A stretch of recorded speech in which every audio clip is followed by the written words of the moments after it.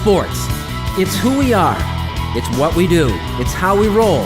It's wins and losses, highs and lows. It's effort, respect, and dedication. The High School Sports Beat. Sports. It's who we are.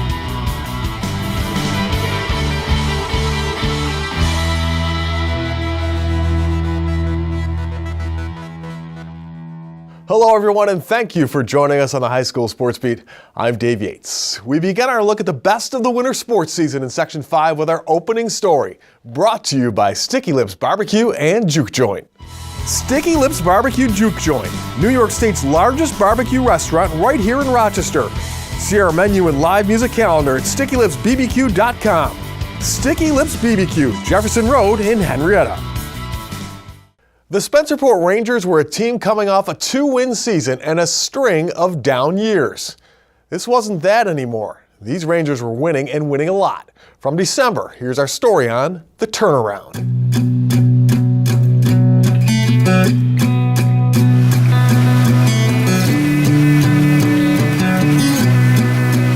For the last few years, if you played hockey for Spencerport, it might have felt like you were getting run over by one of these just about every time you took the ice. With one win in the last 2 years, keeping a positive attitude and continuing to put in the effort was a struggle. We tried working our hardest the past couple of years. Sometimes it worked, sometimes it didn't. And as you can see, we just kept going. And now this year we're doing pretty well. And hopefully we keep going in that direction. Yeah, it was tough. We're out here every day working hard, trying our best. But at the end of the day, some things aren't working out. And it's good to have like a new mindset about everything going and just a new culture. That new culture has been driven by Ford, as a new head coach, Ryan Ford. This year, the Rangers have had a rebirth, off to a start that has put them on top of their division. A success that is a result of everyone on the roster doing whatever it takes to get the job done.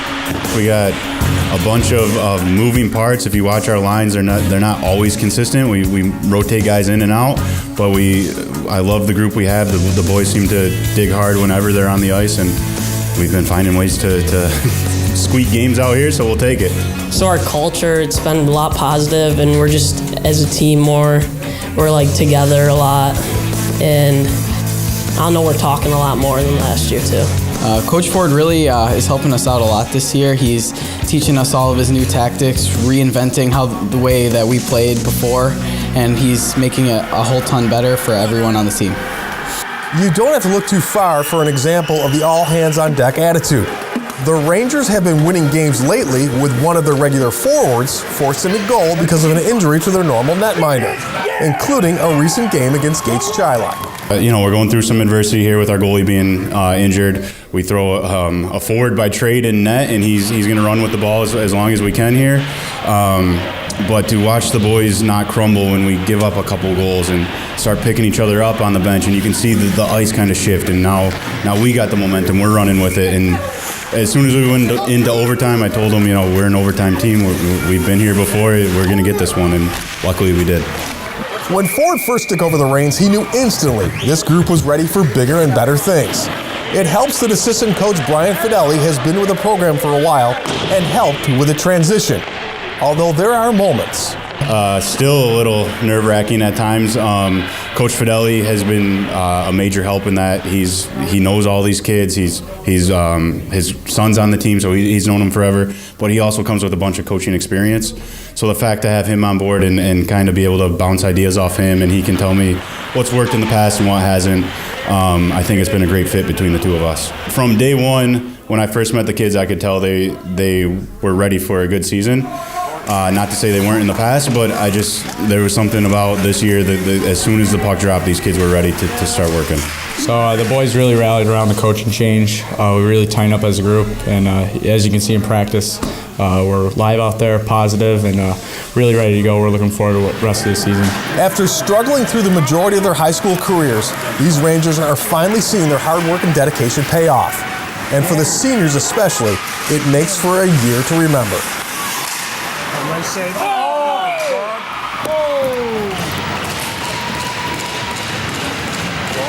I think we've won 7 games over the past 3 years, and we're already 6-1 this year, so we're doing great, and we're happy, and everyone's ecstatic. All the seniors are very happy that we're finally having some success, so yeah, it's good. How much more fun is this to be winning as opposed to in the past? Oh, I'm having a blast. Like I said, Coach said, I've been here since the beginning, and it's a great turnaround for my senior year.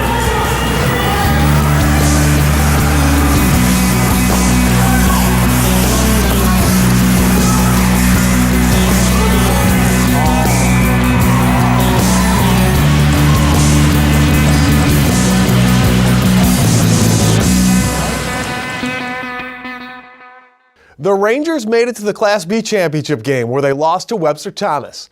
They finished the season 19-4. Well, coming up, Paul Gotham joins us for the Dunkin High School Notebook. We'll have that and more when the High School Sports Beat returns.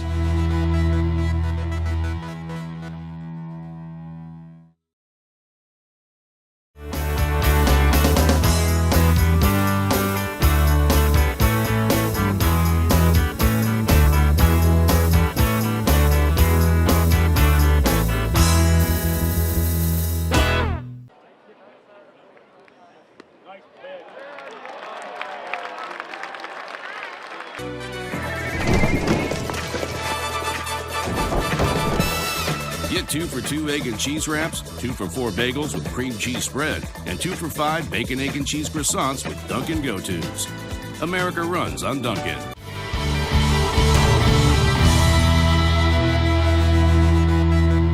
Hello once again and welcome back to the High School Sports Beat. I'm Dave Yates. It is time now for the High School Notebook brought to you by Dunkin'. America runs on Dunkin'. And as always, we are joined by Paul Gotham from pickandsplinters.com. Paul, coming to the end of one season, starting another. What's on the website right now? We have all our coverage from the state semifinals, Binghamton and Hudson Valley Community College, girls and boys coverage. And yes, as you mentioned, baseball previews are not far behind coming on the site for everyone. All right, it's always a great time to be around. Yeah, it is. Well, Paul, you talked about the state semifinals, and one of the teams going there from Section 5, of course, Pittsford-Mendon. The boys are just ripping it up right now. Well, numbers aren't everything, statistics aren't everything, but they do add relevance to the whole situation. And, just starting off at the top here. Mendon goes to Binghamton. They're 25-0. They have 22 wins by double digits. Those 3 games that were single-digit wins, 2 of them were on the road. One of them was a season opener at Greece Athena. Athena had already played a game, so they had kind of a chance to get themselves going, and Mendon still wins that game by single digits. The other single-digit game was the neutral site, the Rainbow Classic. They go to Binghamton with 8 double-digit wins, and it's one thing to have 8 double-digit wins, but the way they're doing it, in their last 3 wins, so you've got your Class A1 championship, you got your regional qualifier, and then the regionals. They've won those 3 games by a combined 81 points. They took Lewiston Porter, the Section 6 champion, and held them 22 points under their season average.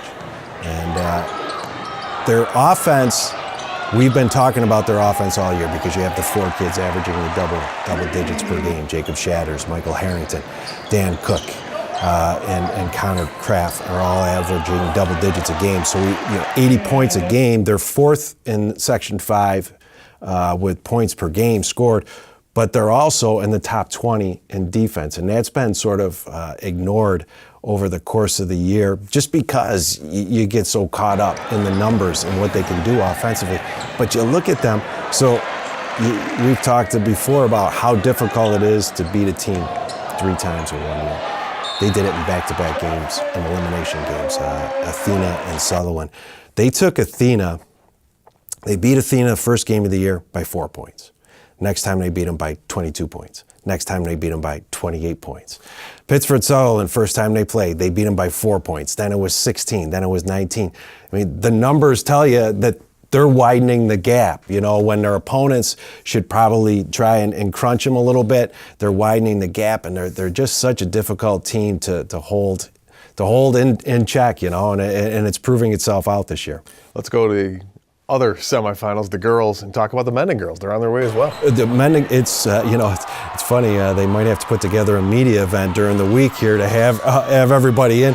The Mendon girls, no surprise here because they've been the class of Class A in the girls, and they advanced. They had to worked their way through a tight game as opposed to the boys winning by 30 points. The girls won a close game there to advance. Also, they're going to play at Hudson Valley. And they will follow along with Bishop Kearney girls, two teams that I think everybody expected from the beginning of the season. It's funny because the Mendon boys, I think we all knew they were going to have a good season. I don't know how many of us expected them to be at this point. The Mendon girls and the Kearney girls, I think we all kind of knew that was coming down the road. And it's one thing to say it, and it's another thing to follow through on it. They've done very well with it this year. All right, Paul, thanks so much. New York State's version of March Madness. Thanks once again. We're back with more of the High School Sports Beat right after this.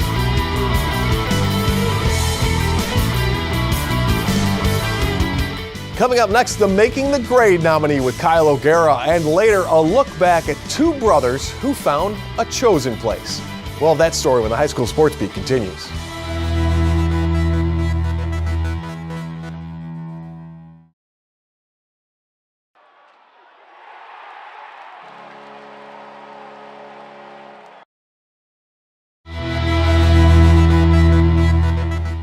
Welcome back, and thank you for watching the High School Sports Beat. I'm Kyle O'Gara. Making the grade this week is Brockport High School senior Nick Andrews. Nick is an exceptional runner for Brockport's cross-country, indoor, and outdoor track teams. Since his freshman year, Nick has broken the school record in the 800, 1500, and 3200 meter for the indoor season. When he's not in class or running, Nick likes to spend his time as a member of the school's band, marching band, and pep band programs. This week, Nick Andrews is making the grade.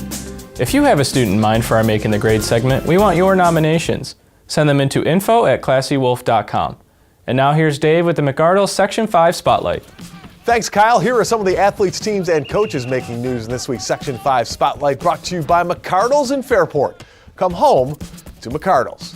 Congrats to Webster Thomas's Monique Hardy, who won the New Balance national title with a 64-foot, 7-inch weight throw, beating the nearest competitor by 6 feet. What a great season for Monique, and she's just a junior. Congrats also to Bishop Kearney Selects Academy girls hockey U16 and U19 teams, which both won New York State championships last weekend. U19 beat Niagara 10-1 with Kiera Zanin scoring 4 goals. The squads are heading to California for the national tournament.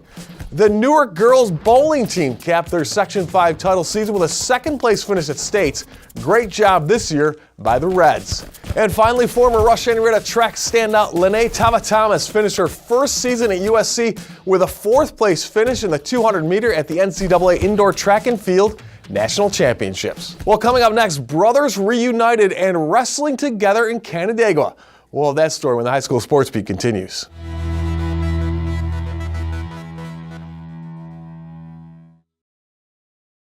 And now to Eichel. He floated one. Score!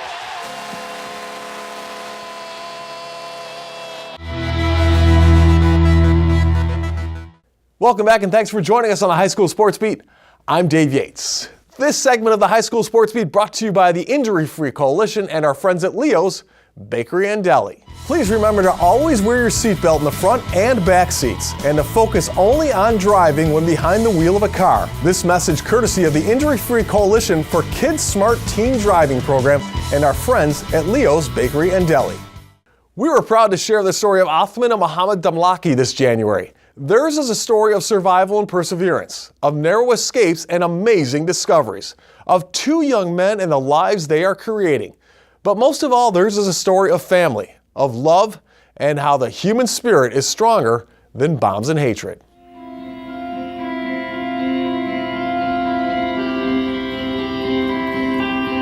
When you first see Muhammad and Othman Damlahki, you can't help but notice their smiles, the joy they get from working out with their Canandaigua teammates. They seem like ordinary high school kids. But when you look closer, you get a sense their lives have been anything but ordinary. Othman has lost all the hair on his body, a condition brought on by stress. His younger brother is missing part of his left hand. Both are the result of one night in 2011 when bombs fell on their home city of Aleppo, Syria, and destroyed their house, trapping them inside. What would happen between then and now is the type of stuff that is usually saved for Hollywood. After the bombing, the family became separated, and they feared they would never see each other again. Where we go when my house got bombed down, so they took me to the hospital, and there was a lot of people who got injured, so they just did surgery and sent charge me out. So we have to go somewhere else, or they're gonna cut my hand off because it's getting worse and worse. So we moved to other city in Syria. It doesn't have like war or anything. So we go there, and I did surgery, and after that we stayed there and I lost my family in Syria when the house bombed down. So after the house bombed down, so I lost my mom and my brother. I was all the time go to bed, cry, like for 1 year. After that, I just like forget about it. Eventually, they left Syria for Turkey, still not knowing that everyone in the family had survived. And then one day, Atman walked into a repair shop looking for work. Instead, he found something he never thought he'd see again. So I was looking at him really weird, like, is that my brother? I don't know. Is that my brother or not? So I was afraid to ask him if he is my brother or not, because we thought like my dad and my other two brothers, they dead. We don't know anything about them. So I asked I told, are you Muhammad? Like, somehow he saw my hand. He's saying, is this my brother or something? So he saw my fingers like that. He didn't know I lost my fingers, so he didn't know it. Yeah, he said, are you kind of like familiar to me? What is your name? I told him my name, and he told me, I'm your brother. I said, no way. I was crying, and he told me his name is like Asman. He's my brother, and I was just crying and excited. And I asked him about my dad, if he's alive or not. He said yeah, so we left work.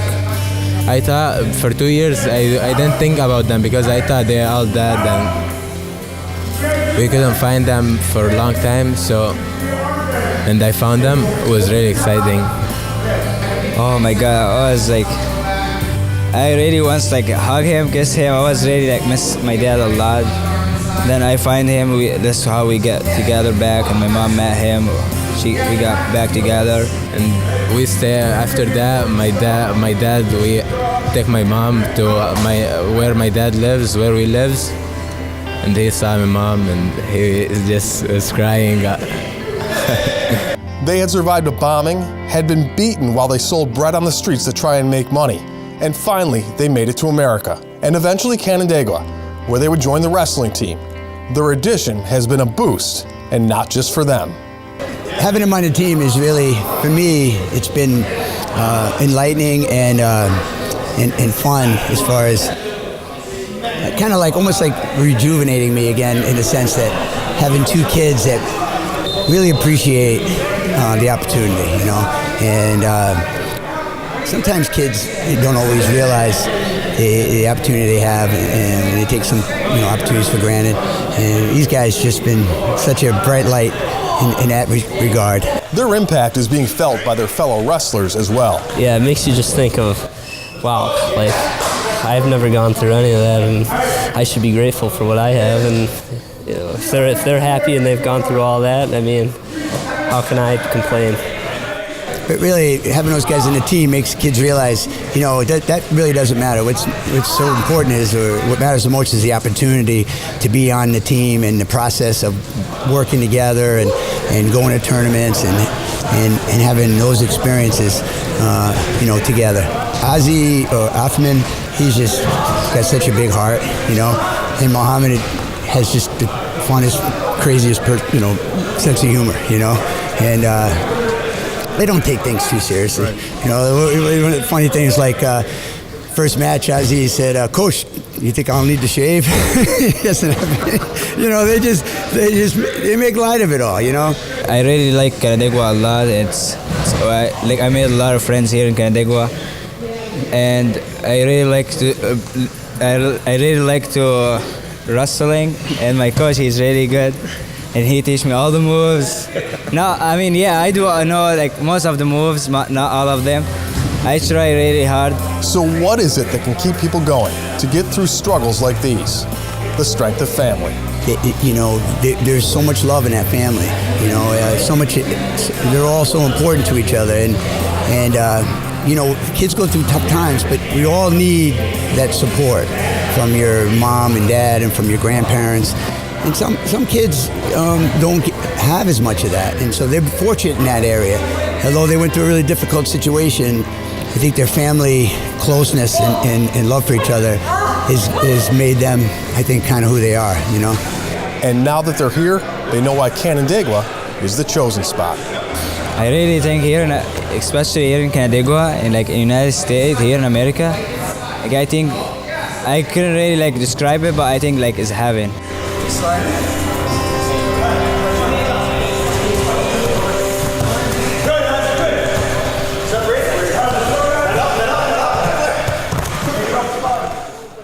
We'd like to thank our sponsors and especially the athletes, teams, and coaches who make this sports beat possible. Thanks for watching. We'll see you again next week.